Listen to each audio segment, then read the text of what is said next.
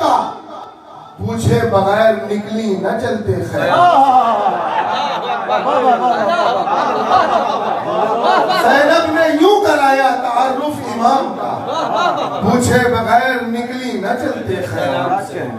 پوچھے بغیر نکلی نہ چلتے خیر سے۔ ہلال بھائی کے والد صاحب ناساز ہیں، آپ حضرات خصوصی دعا کریں کہ پروردگار بیمار کربلا اور بیمار مدینہ کے صدقے میں انہیں جلد سے جلد شفا عطا فرمائے اور دنیا میں جہاں جہاں بھی عزادار مریض ہیں پروردگار سب کو صحت کامل اور عاجلہ عطا فرمائے۔ آئیے حضرات، ہاں آج مہدی بھائی مرحوم کی نماز جنازہ سلیبیہ خاک میں 5 بجے ہوگی۔ آپ حضرات کثیر تعداد میں شرکت فرمائیں۔ کیا کہا جائے کہ غریب الوطن بڑی عجیب کیفیت ہے۔ میں بتا رہا ہوں کہ مجھ سے بھی بہت ہی زیادہ وہ کلوز، یعنی کہ ذاکر کے حساب سے بہت زیادہ حوصلہ افزائی فرماتے تھے، اور ان کی فیملی جو ہے بامبے میں ہے، پہلے یہیں تھی فیملی۔ بہرحال ان کے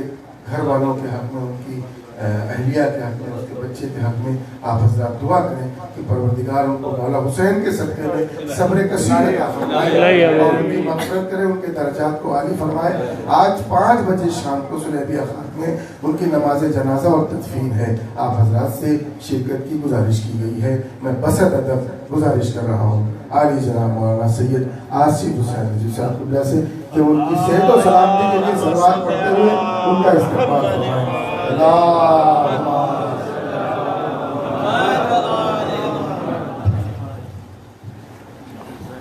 نعرہ حیدری، آواز بلند صلوات۔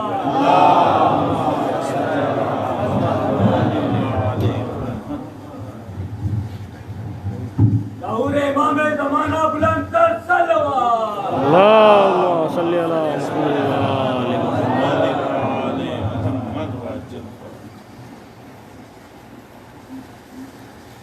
فاتحہ۔ بسم اللہ الرحمن الرحیم، الحمدللہ۔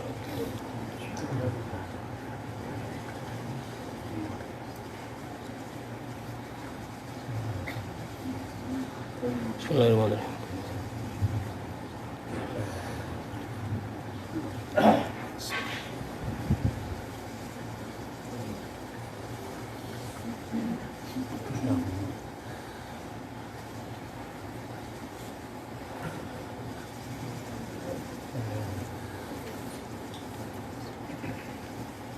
اعوذ باللہ السمیع العلیم من الشیطان اللعین الرجیم، بسم اللہ الرحمن الرحیم۔ الحمدللہ الذی ہدانا لہذا وما كنا لنہتدی لولا ان ہدانا اللہ،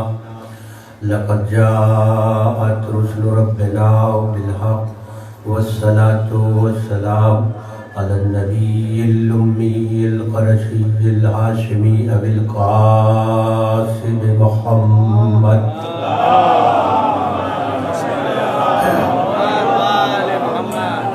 الذين أذهب الله عنهم الرجس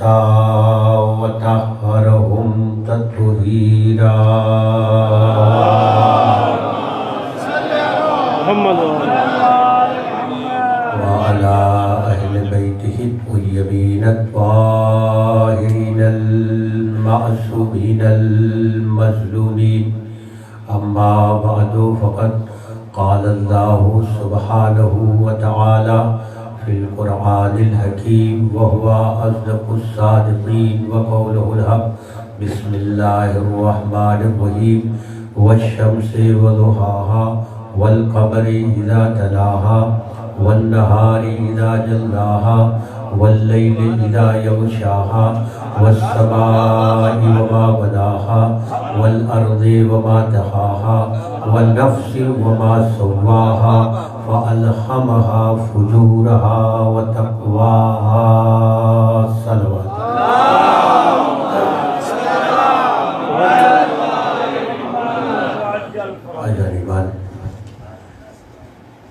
محرم 1443 ہجری کی 11 تاریخ ہے آج۔ عشرِ محرم تمام ہو گیا ہے. پیغام حسینیت مجلسوں کے جوش پر پوری کائنات میں پھیل چکا ہے. مومنین کے دلوں میں جو غم حسین حرارت اور اس کی گرمی اس کو پوری دنیا نے محسوس کر لیا ہے. صدائے حسین کی بازگشت دنیا کے اس گوشے تک پہنچ چکی ہے جہاں توحید کا بھی پرچم بلند نہیں ہے.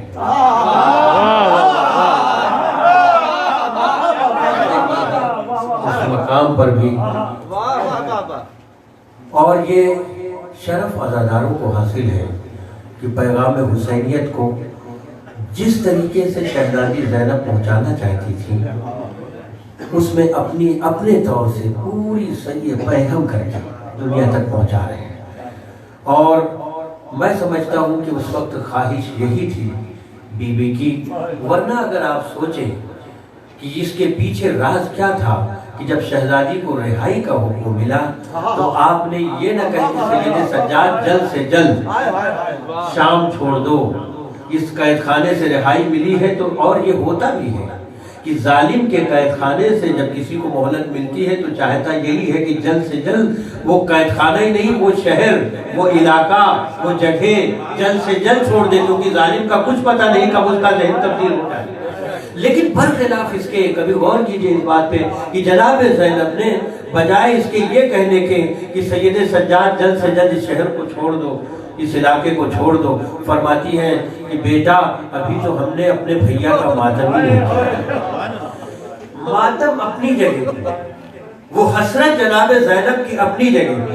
لیکن اس کے پیچھے جو اہم ترین راز ہے وہ یہ ہے کہ حالانکہ اگر آپ دیکھیں نفسیاتی طور سے یہ بات ثابت ہے کہ اگر آپ محسوس کریں تو ایسا تو ہو ہی نہیں سکتا ہے کہ جناب زینب جب 11 محرم کو کربلا سے نکلی ہو تو ماتم نہ کیا ہو بھیا کا، کوفے میں جب بازار میں پہنچی ہو تو ماتم نہ کیا ہو بھیا کا. مثلاً ماتم کے انداز بدلے ہیں،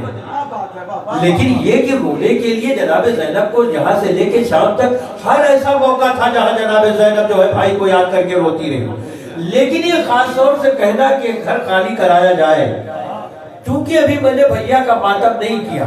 پس پردہ یہی وہ میسج تھا جو چاہنے والوں کو دینا چاہتی تھی. ہو سکتا ہے کہ زمانے کی تپش میں تمہارے عزائم جو ہے کہیں نہ کہیں مزمحل ہونے لگے، تو اس سہارے سے جو مجلس حسین دے کے جا رہے ہو ہمارے بھائی کے پیغام کو پوری دنیا تک آیا جائے، یہی تمہاری ڈیوٹی ہے، یہی تمہاری ذمہ داری ہے.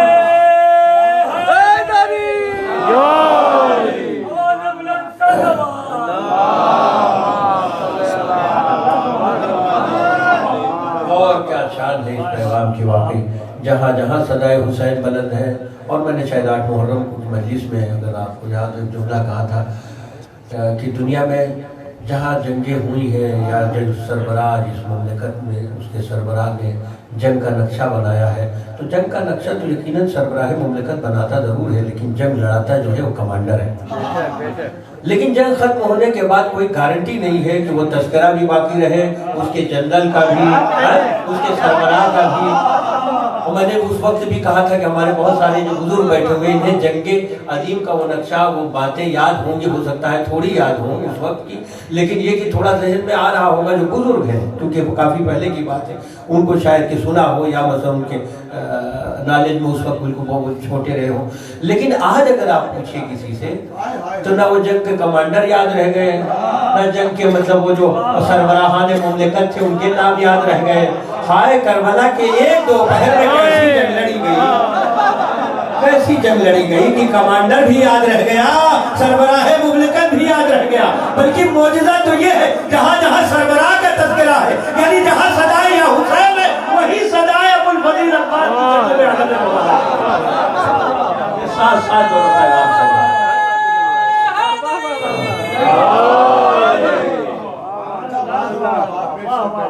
اور نہ تو تاریخ کے نیا خانوں میں نہ جانے کتنی باتیں ہیں، بس وہ آئی گئی ہو گئی، اور جیسے جیسے دن گزرتے انسان بھولتا جاتا ہے. تھوڑے دنوں کے بعد وہ سب انسان کے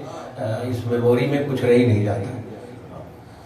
میں نے قرآن حکیم کا وہ سورہ بہت مشہور و معروف سورہ ہے، حالانکہ ہم پڑھتے سال میں ایک ہی مرتبہ ہے، اس کو دہراتے ایک ہی مرتبہ ہے، یعنی سنتے اور دہراتے، ویسے پڑھتے ہیں قرآن، جو لوگ قرآن پڑھتے ہیں ان کی بات نہیں کر رہا ہوں، مستقل دہراتے، لیکن باقاعدہ یعنی جماعت کے طور پر ایک ہی موقع ایسا ہے کہ جب سنتے ہیں اور دہرا لیتے ہیں، یا ہمارے کانوں میں آواز جاتی ہے۔ لیکن سورہ بڑا غضب کا ہے۔ ویسے تو سارے سورے جو ہے وہ پیغام ہدایت ہی ہے، اور ہر سورہ ایک میسج دیتا ہے ہمیں، پکار کے قرآن کا ایک ایک لفظ جہاں پہ جو اللہ نے رکھا ہوا ہے اس میں حکمت پوشیدہ ہے، اور یہی شان ہے قرآن کی، جس کا زیر و زبر موجہ ہو، لفظ تو چھوڑیے، جس کا زیر و زبر موجہ ہو، تو اس کے پورا پیغام ہدایت ہے، اور بھیجا ہی اس نے یہ کہہ کہ قد جاءکم من اللہ نور و کتاب مبین، ہم نے نور بھی بھیجا اور کتاب مبین بھی بھیجی ہے، یعنی نور کے ساتھ ہے کتاب مبین۔ جب آیا ادھر سے قرآن تب بھی بغیر نور کے نہ آیا، اور جب یہاں سے حضور جانے لگے تو جب بھی قرآن کو اکیلا نہ چھوڑا، نور کے ساتھ ہی چھوڑا۔ اب یہ بدنصیبی ہے ملت کی کہ صاحب اس نے جو ہے گلے سے قرآن کو تو لگا لیا، میرے لیے یہی کافی ہے، پتہ نہیں یہ کون سی کافی ہے کہ پینے کے بعد اب تک نشہ ان کو برقرار ہے کہ بس یہ کافی ہے ہمارے لیے۔ اچھا صاحب، حالانکہ میں تو گزشتہ مجالس میں آپ کی خدمت میں عرض کر چکا ہوں کہ کتنا ان کے لیے کافی ہے، وہ اس گھرانے سے پوچھئے کتنا کافی ہے ان کے لیے قرآن۔ وَالشَّمْسِ وَضُحَاهَا وَالْقَمَرِ إِذَا تَلَاهَا وَالنَّهَارِ إِذَا جَلَّاهَا وَاللَّيْلِ إِذَا يَغْشَاهَا، اپنی عظمت کی نشانیوں کے لیے اس نے قسمیں کھانا شروع کر دی۔ اللہ کو اپنے کلام میں زور پیدا کرنے کے لیے کس کی قسم کی ضرورت ہے؟ ہم جیسے لوگوں کے لیے ہے کہ جب زیادہ دیکھتے ہیں کہ کوئی حساب یقینی کرنے کو تیار نہیں ہے تو قسم پہ قسم کھاتے ہیں، قسم پہ قسم کھاتے ہیں، حالانکہ زیادہ قسم کھانے والے کے لیے مشہور یہی ہے کہ حالانکہ ہمیں مطلب ایک عادت سی ہو جاتی ہے کہ مثلا جہاں آپ بیٹھے ہوئے ہیں یہاں کچھ زیادہ ہی عادت ہے لوگوں کو، ہاں ہر تیسرے لفظ کے بعد وہ ضرور نکل جاتا ہے ان کے منہ سے۔ اب پتہ نہیں کیسے وہ احرام کی حالت میں رہتے ہیں،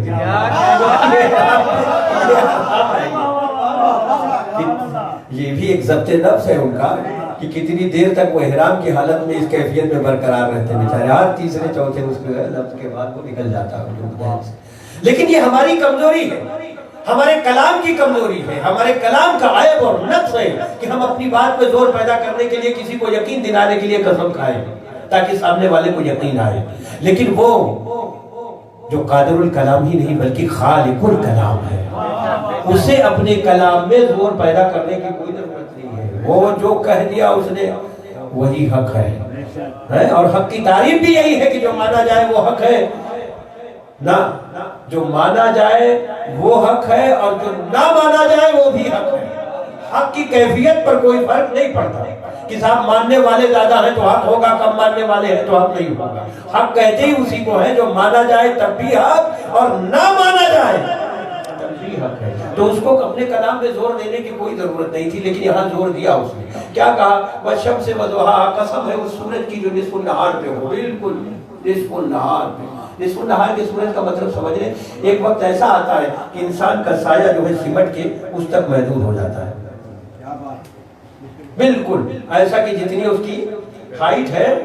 بالکل اسی ہائٹ کے اندازے میں اس کا سایہ بھی رہتا ہے، یعنی پھر وہ آپے سے باہر نہیں رہتا، بالکل اندر رہتا ہے، اور اسی کو نصف النہار کہا جاتا ہے۔ اب جیسے جیسے وہ پرچھائی وہ سایہ بڑھتا جاتا ہے سورج ڈھلتا جاتا ہے۔ ہمارے خیال سے اللہ نے اس میں بھی ایک مصلحت رکھی ہمیں سمجھانے کے لیے کہ نصف النہار پہ جب تمہاری ہائٹ کا وہ سایہ جو تمہارے ساتھ ساتھ ہمیں، اچھا سایہ بھی غافل نہیں ہے، غفلت نہیں برتتا، اسی لیے کہتے ہیں کہ دوست کی مثال ایک سائے کی ہے جو کبھی آپ کو نہیں چھوڑتا، نصف النہار پہ ہو جب بھی اور ڈھل رہے ہو جب بھی۔ دوست کا مطلب یہی ہوتا ہے، یہ نہیں کہ نصف النہار پہ ہو تو آپ کے ساتھ ہے، جب آپ کے یعنی سورج کا وہ حصہ جو چمک رہا ہے تب ساتھی ہے، جب آپ ڈھل جائیں تو بس ساتھی نہیں ہے، اس کا مطلب سورج نہیں ہے۔ کہتے ہیں وہی مثال ہے جیسے سورج ہمیشہ جو ہے اپنی پرچھائی جو ہے وہ ساتھ ساتھ رکھتا ہے، ویسے ہی انسان کو چاہیے دوست ایسا منتخب کرے جو پرچھائی کی طرح ساتھ ساتھ رہے، یہ نہیں کہ اچھے دنوں میں تو ہاں صاحب ہم آپ کے ساتھ ساتھ ہیں اور اس کے بعد خدا حافظ کے حوالے خدا حافظ۔ وہ دوست کی تعریف سے خارج ہے، ٹھیک ہے وہ دوست اپنے کو کہے، لیکن آپ تھوڑی دیر کے لیے غور کر لیجئے کہ واقعاً کیا کچھ معاملہ جو ہے گڑبڑ ہو چکا ہے؟ ہاں ایسے تو بہت مل جائیں گے آپ کو۔ جب آپ کا سورج بلند ہوگا تو بلندی کو دیکھ کے تو بہت سارے آ جائیں گے ارد گرد، اور جس دن آپ ڈھلان پہ ہوں گے تو ایک ایک کر کے رخصت ہوتے جائیں گے۔ ابھی خدا حافظ خدا حافظ۔ اور اسی لیے منع کیا گیا چڑھتے ہوئے سورج کو، ہاں وہ تو بس تھوڑی دیر کے لیے رہتا ہے نصف النہار کے، اور مگر قسم جو کھائی ہے اسی نصف النہار کے سورج کی۔ اب غور کرنا اس بات کے لیے ہے کہ صاحب اس نصف النہار کے سورج کی کیوں قسم کھائی گئی؟ ابھرتے ہوئے سورج کی کیوں نہیں؟ ڈھلتے ہوئے سورج کی کیوں نہیں؟ وہ سورج جب پوری آب و تاب کے ساتھ دنیا کو روشنی دے رہا ہے اور نصف النہار کے، اس سورج کی قسم کیوں کھائی گئی؟ ابھرتا ہوا جو بڑا خوبصورت لگتا ہے، وہ منظر بھی بڑا عجیب مطلب کیف کا ہوتا ہے۔ یہ تو شعرا ہی نظم کر سکتے ہیں سارے مناظر کو، میں تو آپ کو صرف متوجہ کر رہا ہوں۔ جس وقت سورج نکل رہا ہو، اب یہ لوگ بھی وہی لیں گے جو سارے بندھن توڑ کے صبح کو اللہ کی اس آواز میں میرے بندے میں تیرا انتظار کر رہا ہوں، یہ بھی خوبصورت مناظر انہیں کی نگاہوں میں آ سکتے ہیں، دوسرا تو دیکھ بھی نہیں سکتا کہ کب سورج نکلا ہو، کب ڈھلا ہو، کب خوبصورت رہا ہو۔ اور یہ اس کے لیے تو میں یہ بھی کہہ سکتا ہوں کہ ماشاءاللہ سے مطلب یہاں تو بہرحال اگر نکل رہا ہو تو بستر جو ہے ہمیں نکلنے نہیں دیتا باہر، گرمی بہت ہے، اے سی کی ٹھنڈک چھوڑ کے وہ سورج کو کیا جائیں گے دیکھنے کے لیے۔ یہ اپنے ممالک